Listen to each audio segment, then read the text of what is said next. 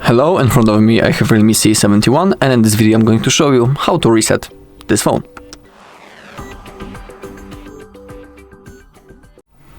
Okay, so it is really easy. First thing we need to do is to open up our settings. Once we are here, we need to simply scroll down into the bottom until we find the system options. Now find a reset phone, it is on the bottom. And now in here we can also reset a network and Bluetooth settings and also the app preferences. Simply click and here click on reset. But we are interested in that last option, clear all data permanently. Simply click on that option and now click on clear all data. Now the phone asks us, do we want to confirm? Click on erase all data.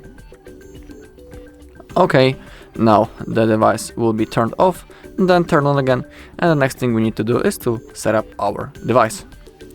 Alright, that's all in this video. Thank you all for watching. If you found this video helpful, please leave a like, comment and subscribe.